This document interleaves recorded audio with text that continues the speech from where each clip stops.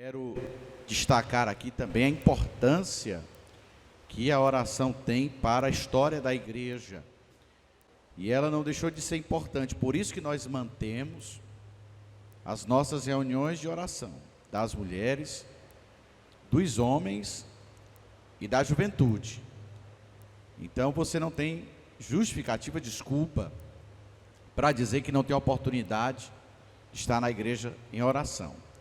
Terça-feira também é um culto que nós destacamos a oração. E domingo de manhã, às 7 da manhã, os irmãos estão aqui em consagração, orando.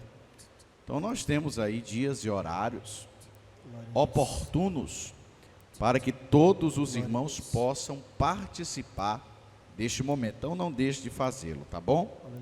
Nós temos na nossa agenda oficial da igreja 2 cultos de adoração ao Senhor no domingo, 9 da manhã e 18 horas.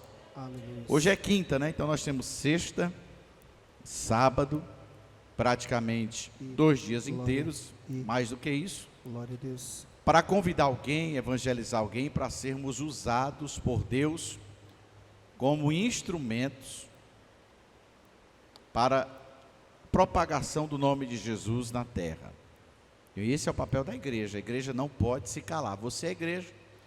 Com certeza você conhece alguém na sua vizinhança, na sua família, ou no seu trabalho, que foi crente, que já serviu ao Senhor, mas que hoje está afastado dos caminhos de Jesus. Ou você conhece, com certeza absoluta, alguém que ainda não entregou a sua vida a Cristo. Então você, como servo de Deus, como servo do Senhor, e recebeu a missão universal de Cristo, de ir por todo o mundo, pregar o Evangelho a toda criatura, e fazer discípulos para que eles sejam batizados em nome do Pai, do Filho e do Espírito Santo, você tem mais do que o chamado divino, você tem a ordem de Deus para fazer isto. Então gostaria que você se transformasse em um vaso útil para o Senhor, que Ele possa te usar para evangelizar, para ganhar vidas para o reino de Deus. Nós damos graças a Deus, a nossa igreja, nosso ministério, porque nós não estamos interessados em arrecadação, né, em dinheiro, em tirar a lã das ovelhas.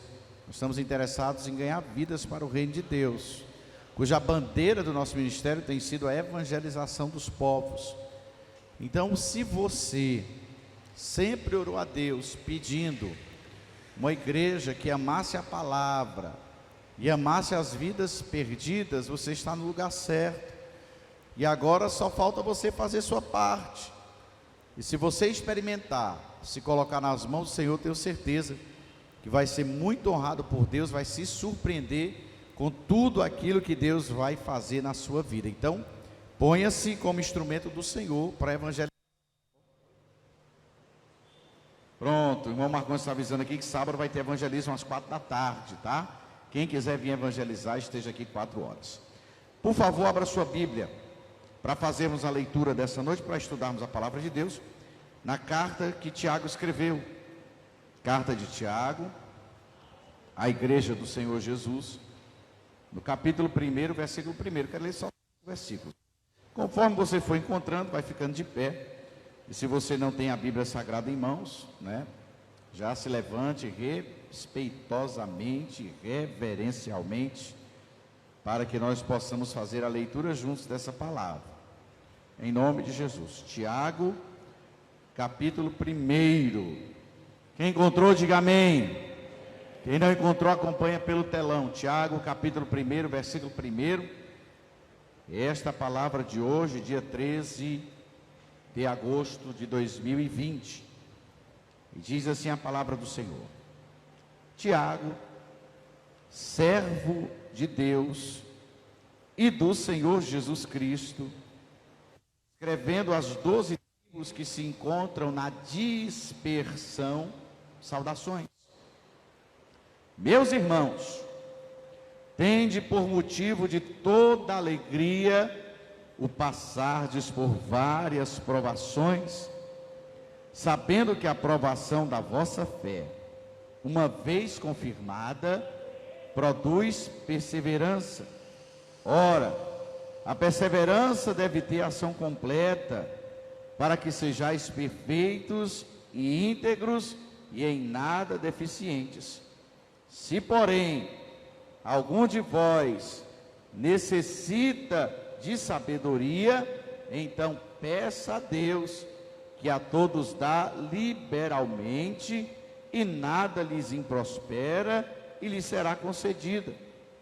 Peça, porém, com fé, em nada duvidando, pois o que duvida é semelhante à onda do mar, que é impelida e agitada pelo vento. Não suponha esse homem que alcançará do Senhor alguma coisa. Homem de ânimo dobre, inconstante em todos os seus caminhos. O irmão, porém, de condição humilde, glorie-se na sua dignidade, e o rico na sua insignificância, porque ele passará como a flor da erva. Porque o sol se levanta com seu ardente calor, e a erva seca, e a sua flor cai, e desaparece a formosura do seu aspecto, assim também se murchará o rico em seus caminhos. Bem-aventurado o homem que suporta com perseverança a provação, porque depois de ter sido aprovado, receberá a coroa da vida, a qual o Senhor prometeu a todos os que o amam. Só até aí, louvado seja Deus. Podem sentar, meus queridos? Samuel, me dá retorno. Estou sem retorno total. Eu quero estudar com você a palavra do Senhor nessa noite, em uma das passagens mais brilhantes da palavra de Deus, escrita por Tiago, falando sobre a fé, falando sobre as provações, falando sobre a sabedoria que vem de Deus. Mas esta carta, queridos, ela é escrita não direcionada a uma igreja, a uma cidade, a uma congregação. Ela é dirigida às 12 tribos, ou seja, ela é dirigida a todo o Israel de Deus. Ela é dirigida a toda a igreja, a todos os crentes. E ela é escrita por alguns motivos. Ela é escrita porque Tiago vê que a igreja está passando muitas tribulações. Ela é escrita porque Tiago vê que a igreja estava sendo tentada a pecar, abandonar a fé, apostatar. Essa carta é escrita porque Tiago vê que alguns crentes eram humilhados pelos ricos, e outros crentes mais pobres eram até roubados pelos ricos. Essa carta também é escrita porque alguns membros da igreja estavam buscando posições de liderança, ou seja, disputando cargo, disputando posição. Esta carta também é escrita porque Tiago quer falar aos crentes que vivam aquilo que pregam, porque os crentes estavam falhando no seu testemunho. Essa carta é escrita porque Tiago está vendo crentes vivendo de forma mundana. Esta carta é escrita porque Tiago vê que muitos crentes conseguem dominar o corpo, conseguem dominar a mente, conseguem fortalecer o espírito, mas não conseguem dominar a língua. Essa carta é escrita porque Tiago vê que muitos crentes estavam se afastando de Deus e seguindo outras doutrinas. Esta carta é escrita porque Tiago vê crentes vivendo em guerra uns com os outros. Tantos problemas que Tiago viu dentro da igreja, há 2000 anos atrás.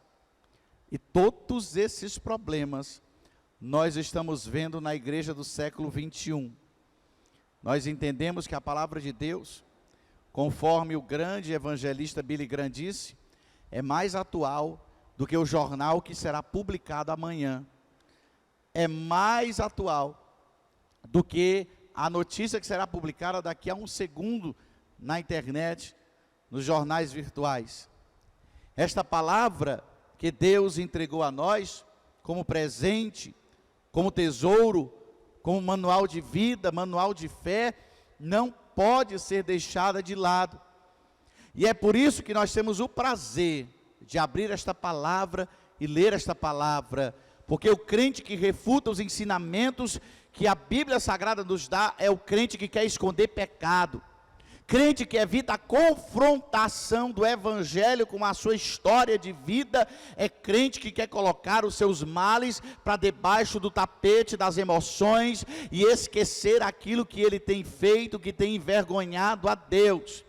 Portanto, querido, quando você for convidado a abrir a palavra do Senhor para ler, para estudar, para meditar, ou para acompanhar o texto que está em evidência na igreja, alegre-se, porque com certeza uma Bíblia aberta é a boca de Deus falando ao coração do homem, é a própria voz de Deus reverberando na terra, é a sentença divina sobre as nossas vidas, mas é também o juízo, é também o conserto, é também a aliança, é também o pacto, é também a nossa transformação de vida. A Jesus Cristo, que é o dono da palavra, nós damos a Ele toda a honra, toda a glória, todo louvor e a nossa gratidão por estar investindo em nós através da Santa Escritura. Mas o que nós podemos aprender com esse texto? 3 coisas apenas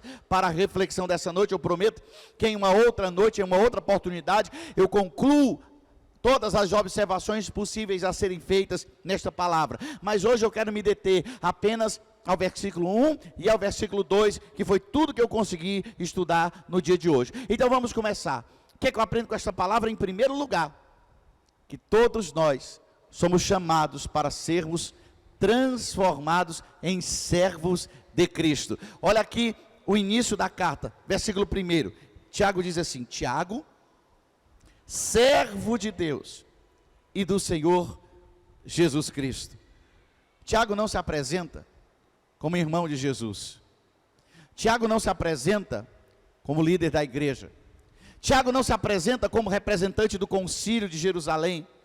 Tiago não se apresenta como homem cheio de poder em suas obras.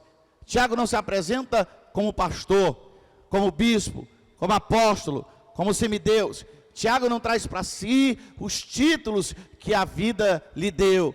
Tiago se diz apenas servo de Cristo Jesus.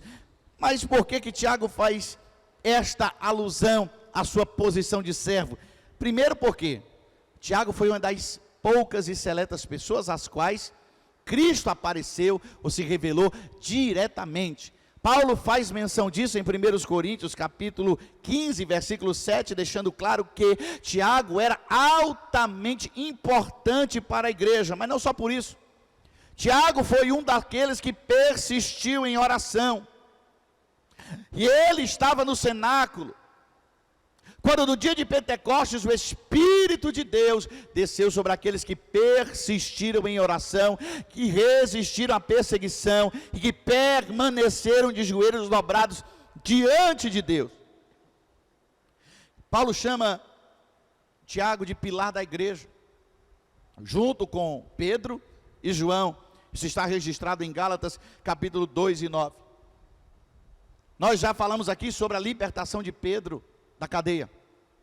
E quando Pedro vai para casa e se encontra com a igreja, Pedro manda alguém urgentemente dizer a Tiago que ele havia sido solto. Está registrado em Atos 12 e 17. Mas o mesmo livro de Atos, no capítulo 15, versículo 13, registra que Tiago foi importante líder do concílio da igreja em Jerusalém. Mas qual foi o fim deste homem? No ano 62, depois de Cristo, ele foi preso pelo sumo sacerdote Ananos. Foi levado a julgamento do concílio. E foi decretada a sua morte porque Tiago pregava contra a opressão da aristocracia sacerdotal naqueles tempos, que oprimia os mais pobres, fazendo do templo um comércio de compra e venda de animais, o mesmo comércio pelo qual Jesus entrou no templo, chicoteando os vendedores e dizendo que haviam transformado a casa de Deus em casa de jogos, em casa de negócios. Esse foi o fim da vida de Tiago. Mas por que Tiago faz alusão a ele ser servo? Talvez você tenha entendido agora. Porque Tiago duvidou de Cristo no início do ministério, e não acreditava que ele era o Filho de Deus. Logo você vai entender que quando ele escreve a sua carta para se apresentar, ele não se apresenta com pompa, ele não se apresenta com honra, ele não traz para si a posição de irmão de Jesus, para dizer que tem vantagem, para dizer que tem parentesco, para dizer que é protegido, para dizer que ele tem um lugar guardado, reservado, registrado na igreja. Não, ele se apresenta como homem transformado. Mas transformado em quê? De incrédulo a crente, de crente a líder, e de líder ele se intitula como servo de Jesus Cristo. Esse homem é um homem humilde, e é essa a transformação que eu quero que você entenda nessa noite. Porque, querido, quando o evangelho entra no coração do homem, ou este homem se humilha diante de Deus, ou ele jamais entenderá o que é a cruz do Calvário. Quando o evangelho entra no coração de homem, ou ele se prostra diante de Deus, ou ele jamais entenderá qual foi o chamado da sua vida. Deus não nos chamou para soberba, Deus não nos chamou para exaltação, Deus não nos chamou para disputar cargo, disputar título, Deus não nos chamou para saber quem é o maior, porque no reino de Deus, quanto menor você é, maior você é para Deus. Quanto mais você se humilha, mais Ele te exalta. Quanto mais você se abaixa, mais Ele te coloca no lugar mais alto, porque o evangelho vai contra tudo aquilo que você entende que é o sistema mundano. O evangelho é antagônico, o evangelho é uma pirâmide de cabeça para baixo, o evangelho é decrescendo para crescer diante de Deus. Por isso, querido, não se exalte, não queira ser grande, não queira ser soberbo, queira ser apenas um servo de Cristo, um instrumento de Cristo, um vaso de Cristo, e no tempo certo Ele te exaltará. Louvado seja o nome de Jesus. Pode aplaudir e glorificar o nome dele, porque ele merece. Mas o que é que eu posso aprender mais com esse texto? Em segundo lugar, eu aprendo que nós, a igreja, somos chamados para ser povo de Deus, mas não estamos isentos de aflições, problemas, tentações. Não. Continue observando comigo o versículo 1. Paulo diz que é servo de Deus e do Senhor Jesus Cristo. Está escrevendo esta carta às 12 tribos que se encontram na dispersão. Observe comigo uma coisa. As 12 tribos faz referência ao povo de Israel. Porém, Tiago não está escrevendo esta carta para os judeus. Tiago está escrevendo essa carta para os crentes em Jesus. Não interessa se são israelitas, não interessa se são gentios. Ele está escrevendo para todos os crentes, dizendo que todos nós somos um único povo diante de Deus.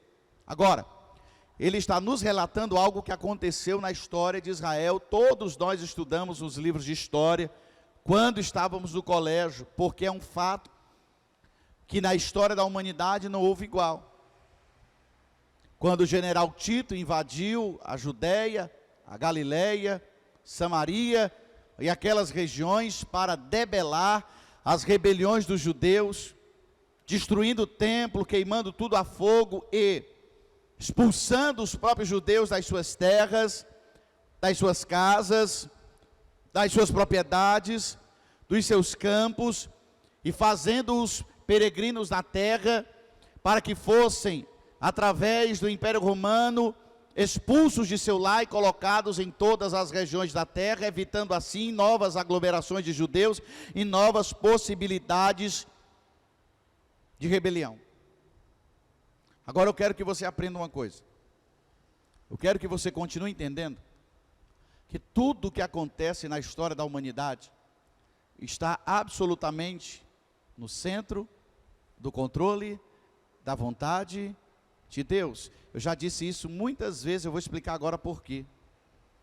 Porque enquanto o Império Romano estava pensando que era uma máquina destruidora, uma máquina assassina, que estava acabando com o povo judeu, que estava acabando com a igreja de Deus. Na verdade, ele não sabia que estava sendo usado pela mão de Deus para que o evangelho fosse divulgado a todos os povos. Sabe por quê?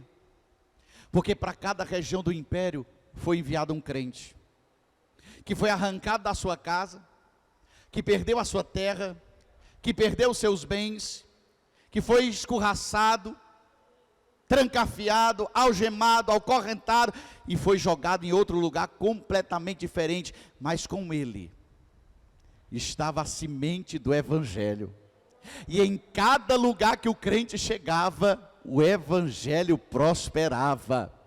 Querido, nós não estamos isentos de aflições. Tiago está escrevendo para o povo de Deus, e está dizendo para o povo de Deus que está sobre dispersão, perseguição.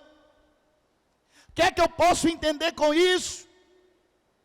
Eu posso entender, queridos, que nós somos crentes, mas ficamos doentes, que nós somos crentes, mas temos prejuízos, que nós somos crentes, mas podemos perder tudo, que nós somos crentes, mas não estamos livres de acidentes, de assaltantes, de balas perdidas, de abarroamentos de carro, de moto, de quedas, de queimaduras, de todo tipo de problema.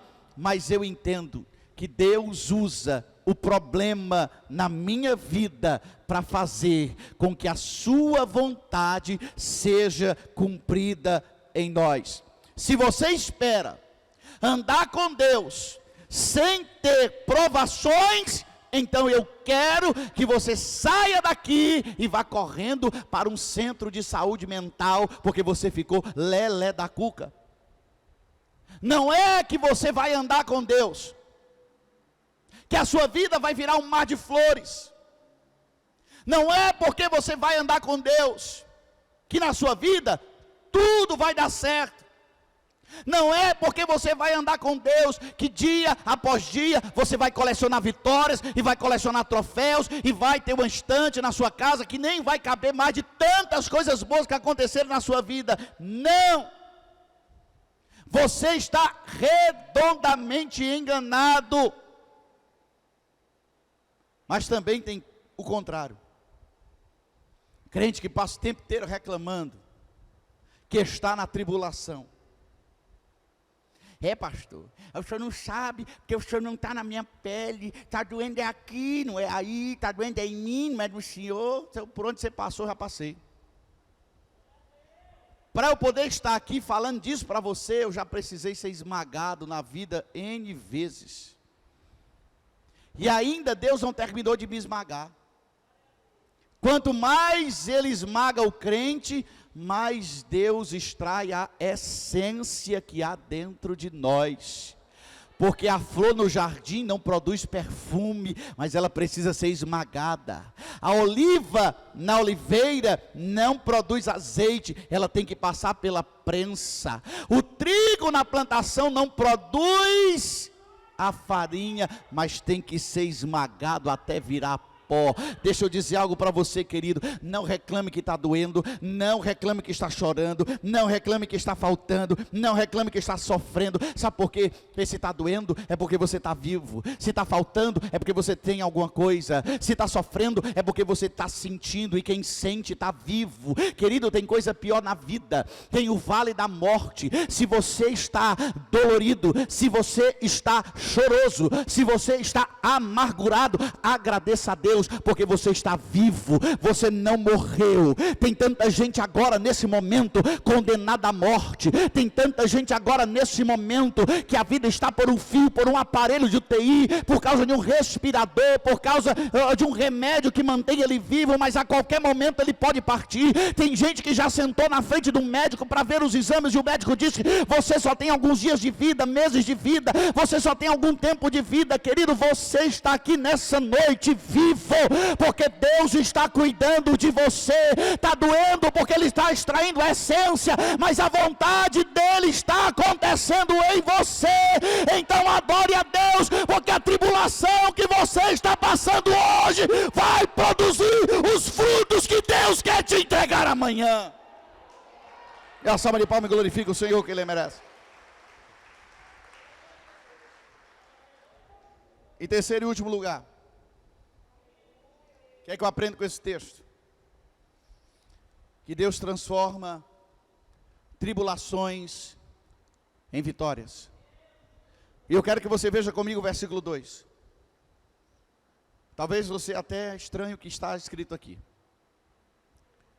Tiago diz assim: meus irmãos, tende por motivo de alegria passar por várias tribulações. Vou ler de novo. Meus irmãos, tende por motivo de alegria passar por várias tribulações. Talvez você não tenha entendido. O texto é antagônico. O texto é uma antítese. Não dá para entender. Por que alguém vai se alegrar porque está sofrendo? Por que alguém vai se alegrar porque está atribulado? Por que alguém vai se alegrar porque está perecendo? E aí nós vemos muitas perguntas que nós mesmos fazemos. E muitas que são interrogatório para nós. Que perguntas são essas, pastor? Por que o crente sofre? Por que eu passo por luta? Por que o servo fiel passa por provação, tribulação? Por que o crente que dizima tem prejuízo? Por que o crente que é fiel nas ofertas perde tudo? Por que crente fica doente? Por que crente é injustiçado, é perseguido, é caluniado?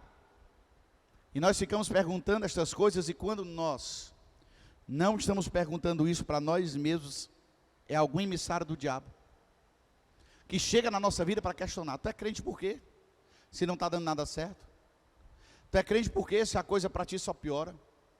Tu é crente por quê? Se tu está sempre chorando e nunca sorrindo? Tu é crente por quê? Por quê? Por quê? Nós temos uma advertência de Jesus sobre isso. Em João 16:33 ele disse: no mundo tereis aflições.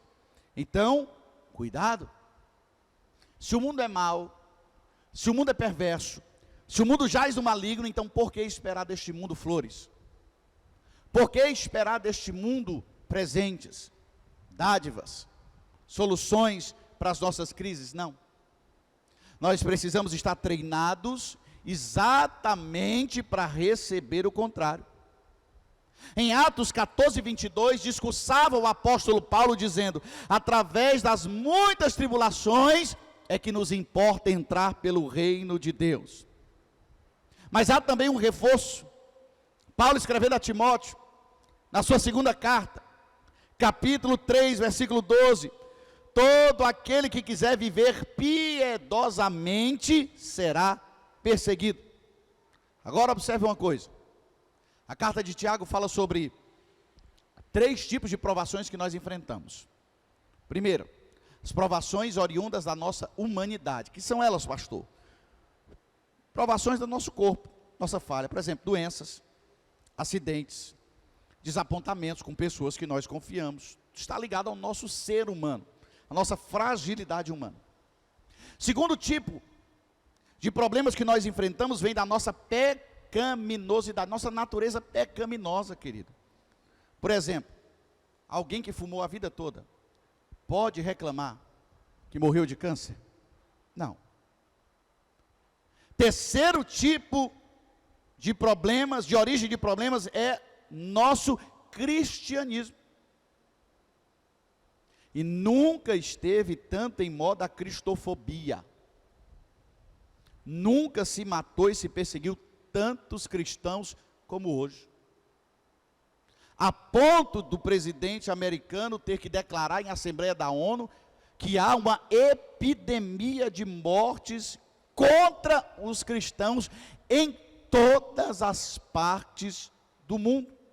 Todos os dias chegam notícias de aldeias cristãs devastadas, destruídas, de mulheres raptadas e de crianças levadas à força para serem estupradas e para virarem mulheres de terroristas.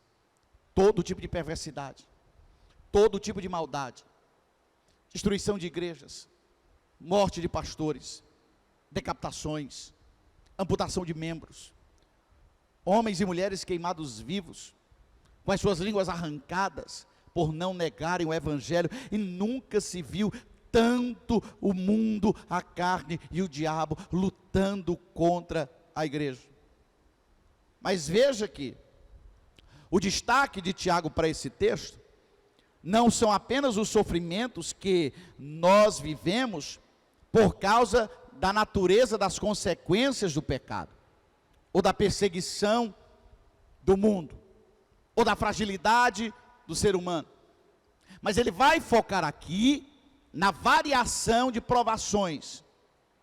E olha que ele diz, aí no versículo 2, ele diz: irmãos, tende por motivo de alegria o passardes por várias provações. Agora, a palavra várias aqui é a palavra poikos do grego, que significa diversas cores, uma faceta multicolorida de provações. Então eu entendo que as provações são policromáticas. O que é isso, pastor? Ora, tem provações que chegam na nossa vida que são cor rosa. Tem provações que chegam na nossa vida que são amarelinhas. Tem provações que chegam na nossa vida que são cinza escuro, e outras que são escuras como breu. Nós passamos por estas provações, às vezes, igual um trem-bala. Em segundos se resolve. Alguns passam pelas provações de avião, rapidinho acaba, em horas, até em dias. Mas tem outros que passam se arrastando, engatinhando, rolando, quase sem sair do lugar, igual uma minhoquinha se arrastando pelo chão. Mas acontece que todas essas cores, todas essas provações policromáticas, coloridas, multifacetadas, elas fazem parte da aquarela divina. E Deus é um pintor que está desenhando a nossa história e está usando cada uma dessas tribulações para fazer em nós uma história linda e diferente, para falar sobre todas essas faces da tribulação, desta policromia.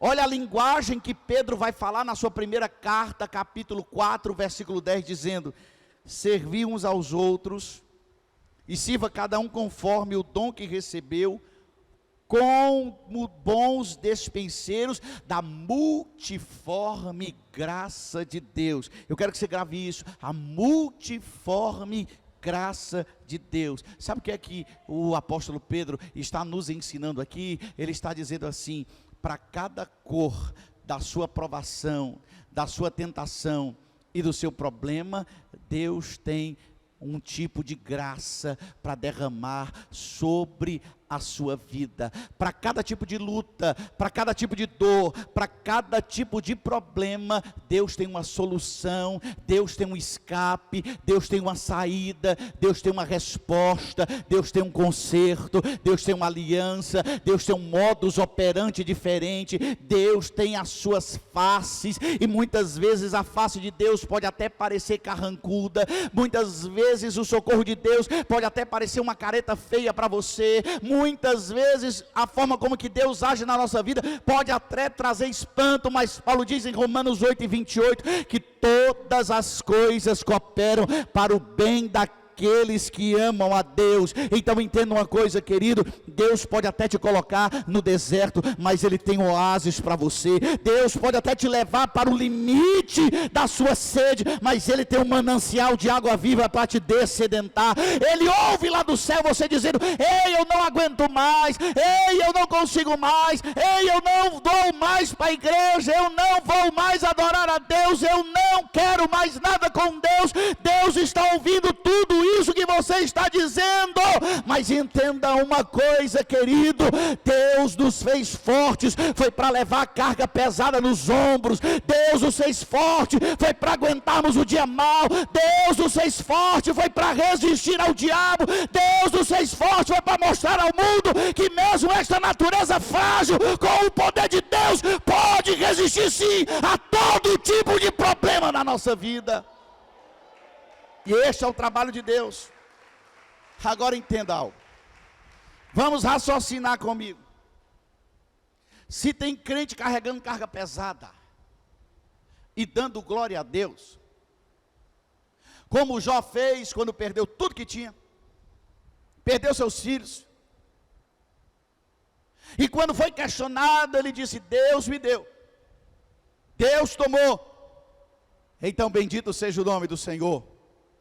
E Jó não blasfemou contra Deus. Agora observe o seguinte: tem crente pedindo a Deus ministério, tem crente pedindo a Deus vitória, tem crente pedindo a Deus casamento, tem crente pedindo a Deus emprego, tem crente pedindo a Deus um lar, tem crente pedindo a Deus um transporte, mas acontece que nunca carregou um peso nas costas, nunca passou por uma luta, por uma guerra, por uma tribulação, só está acostumado a carregar isopor. E quando Deus coloca uma lutazinha sobre a vida dele, ele já começa a chorar, diz: ai meu Deus, não estou mais aguentando. Calma, deixa eu te ensinar uma coisa. Tem crente querendo palácio, mas não quer passar pelo deserto. Tem crente querendo a coroa, mas não quer derrotar Golias. Tem gente querendo deixar os campos, as pradarias, as ovelhas, para ser pastor de vidas, para subir no trono de Israel, mas não quer derrotar o urso, nem quer derrotar o leão. Deixa eu dizer algo para você importante nessa noite. Aquilo que você está pedindo a Deus, Deus pode te dar. Mas para te dar, Deus vai te ensinar. Antes de Deus te entregar, Deus vai trabalhar na sua vida. Antes dele abrir a porta, Ele vai te ensinar a viver com a porta fechada. Antes dele te dar uma casa, Ele vai aprender você a viver olhando para as teias de aranha e para o telhado que está em cima da tua cabeça, para no dia que Deus te colocar num lugar melhor, você lembrar disso e glorificar o nome dEle. Deus vai te dar um emprego, mas até você chegar no emprego, vai ter que aprender a arrumar a cama, vai ter que aprender a lavar louça, vai ter que aprender a arrumar a casa, vai ter que aprender a ajudar o pai, a mãe, vai ter que aprender a ser responsável. Antes de Deus te dar uma família, meu filho, Deus vai te ensinar o perdão, Deus vai te ensinar o amor, Deus vai te ensinar a paciência, Deus vai te ensinar o convívio social, Deus vai te ensinar os bons modos, Deus vai fazer você alguém que seja suportável, aquele que vai viver com você dentro da mesma casa. Antes de Deus te dar o ministério, antes de Deus te dar o cajado, Deus vai fazer você ver muita gente subir, você vai ver muita gente passar, você vai ver muita gente crescer, e vai ficar no mesmo canto dizendo: Senhor, daqui eu não saio, Senhor, daqui eu não ando, Senhor, daqui ninguém me vê, Senhor, daqui ninguém me tira. É para você aprender, meu filho, que para ter ministério com Deus tem que ouvir a voz de Deus, para ter história com Deus tem que saber clamar a Deus, para viver com Deus, para andar com Deus, para ser usado com Deus, tem que passar madrugada acordado, tem que colocar a cabeça no pó, tem que derramar lágrimas, tem que ter sintonia com o céu, porque se você não tiver sintonia com Deus, você jamais irá chegar no lugar que Deus tem preparado para você. Aleluia! O que você pede,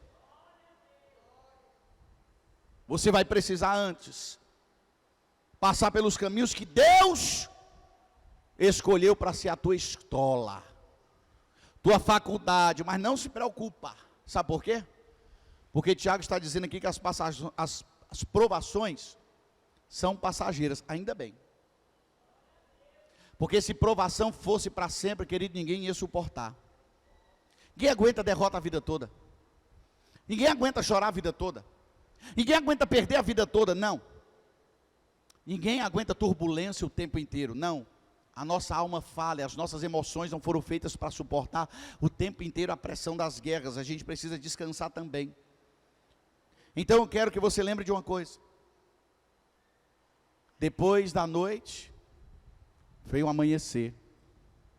Depois da tempestade, vem a bonança. Depois do choro, vem a alegria. Paulo compara a nossa vida a uma mulher grávida, que está ao ponto de dar à luz, sofrendo, gritando, suando, babando, sentindo contrações, sentindo toda espécie de dor. E aquela situação do nascimento de uma criança é uma situação meio que desesperadora. Vaza líquido, vaza sangue, sai cordão umbilical, e o medo da criança está com o cordão umbilical engodado no pescoço, ou o medo dela perder a respiração dentro do útero e sair dali morta. É uma complicação só. Mas Paulo diz que quando a criança nasce, e a mãe pega aquela criança e coloca no regaço, imediatamente, ela esquece toda a dor, todo o sofrimento, todo o trauma que ela viveu, e ela se alegra com o fruto do seu ventre nos seus braços. Por isso que o salmista escreveu o Salmo 30, versículo 5, dizendo: o choro pode durar uma noite, mas a alegria vem pela manhã. Você não vai chorar a vida inteira. Você não vai derramar lágrimas a vida inteira. Você não vai sofrer o tempo todo. Você vai ter seus dias de glória. Você vai receber a sua vitória.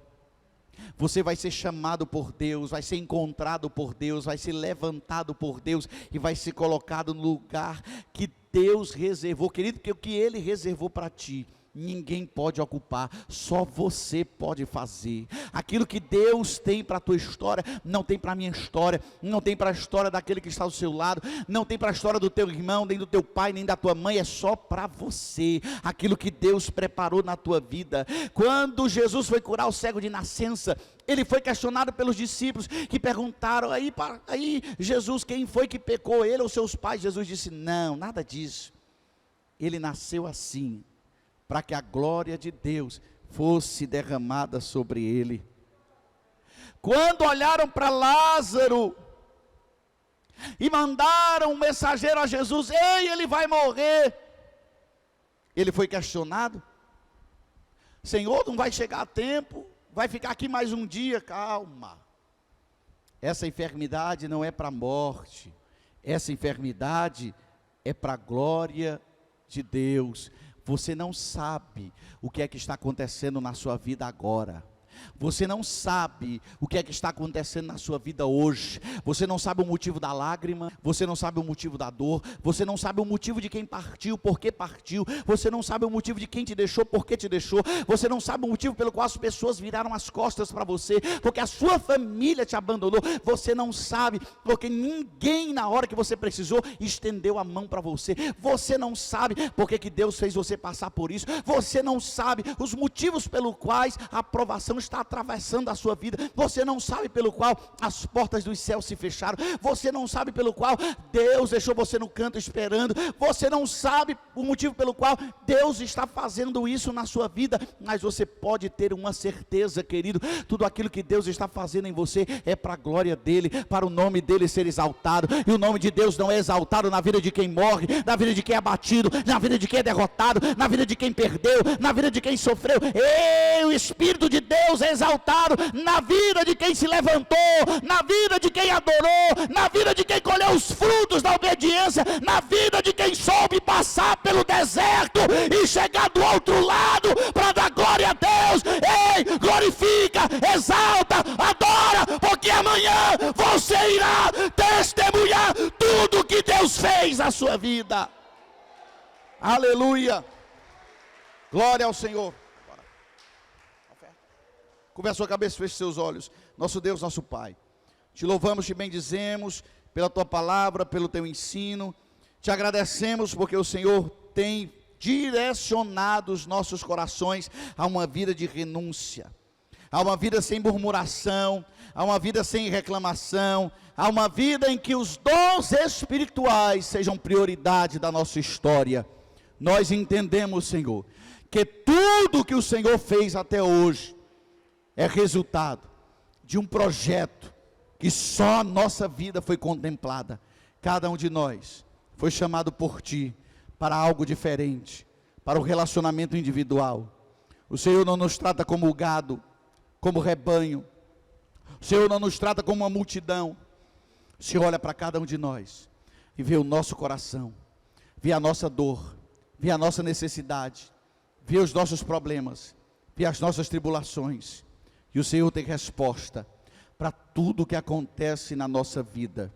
Ainda que não saibamos responder agora, ainda que não consigamos contemplar aquilo que Deus está preparando, mas nós temos em nosso coração a certeza de que o melhor de Deus ainda está por vir em nossas vidas, que está chegando o excelente de Deus, que está chegando o momento de Deus nos exaltar, que está chegando a hora de Deus nos usar de forma poderosa e essencial para a igreja, que está chegando o momento de Deus fazer aquilo que ninguém acreditou, que ninguém compreendeu, quando tantos olharam para nós e diziam que nós não iríamos conseguir, que nós não iríamos sobreviver, que nós não iríamos chegar, que nada iria dar certo. Então o Senhor se levantou para mudar o quadro da nossa vida, e surpreendeu os nossos inimigos, e calou os nossos acusadores, e fechou a boca do leão, e os nossos adversários foram envergonhados, porque nós cremos um Deus absoluto, um Deus do impossível, o Deus do invisível, o Deus do inimaginável, o Deus que cumpre as suas promessas, o Deus que não falha, o Deus que não erra, o Deus que não tarda, o Deus que jamais desamparou o justo, o fiel, o Deus que jamais desprezou as orações do humilde, do sincero, o Deus que jamais desamparou a igreja.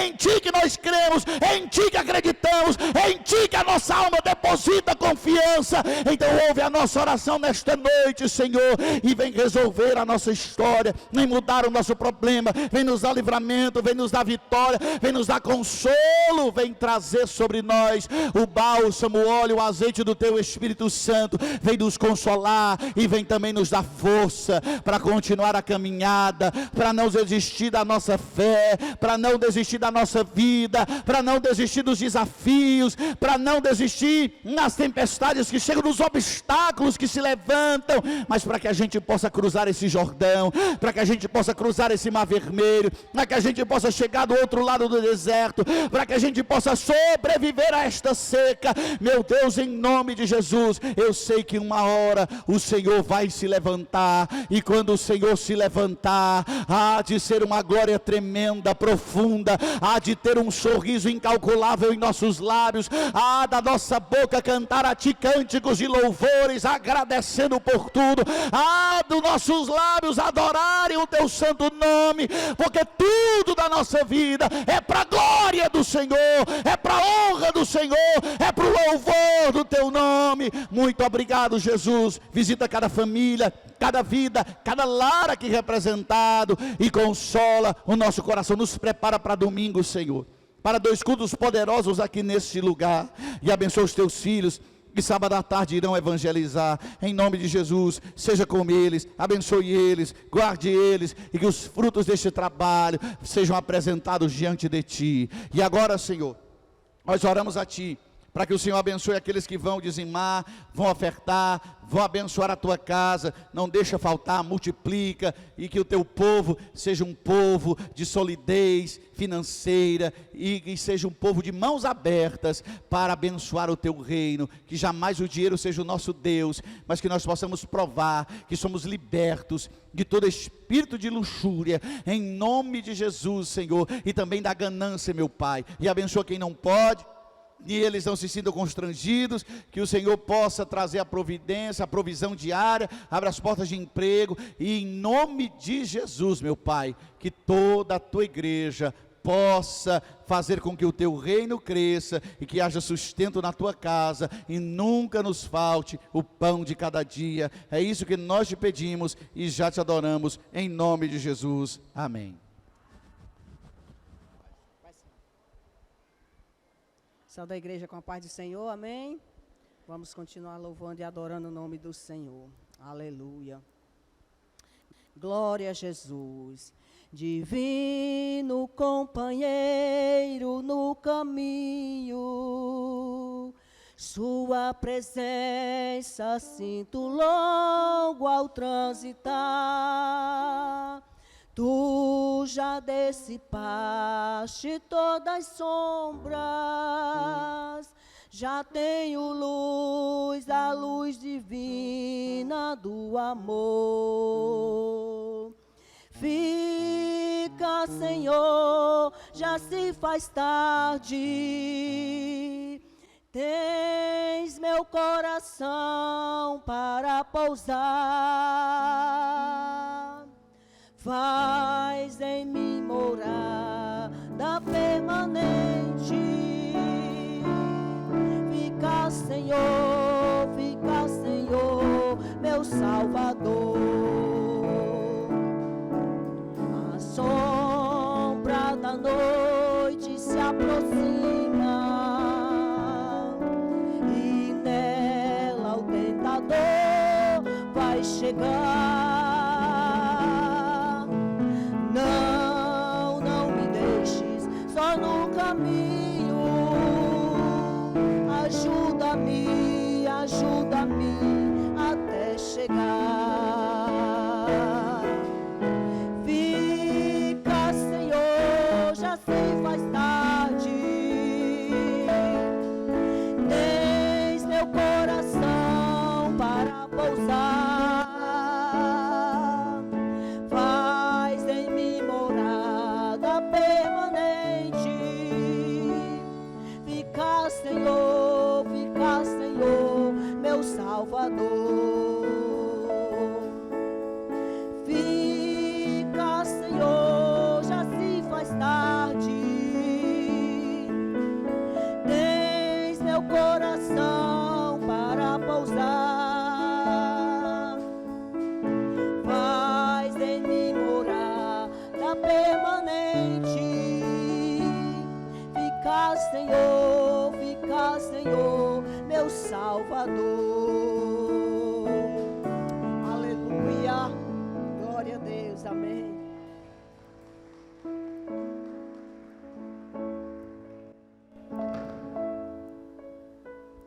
Glória a Deus. Vamos ficar em pé, queridos. Vamos encerrar este culto agradecendo ao Senhor. Sábado, 4 horas, evangelismo. Domingo, 9 da manhã e 18 horas, nossos 2 cultos. Evangelize, traga alguém para ouvir a palavra de Deus. Tem alguém nesta noite que quer entregar a sua vida a Jesus? Está afastado da igreja?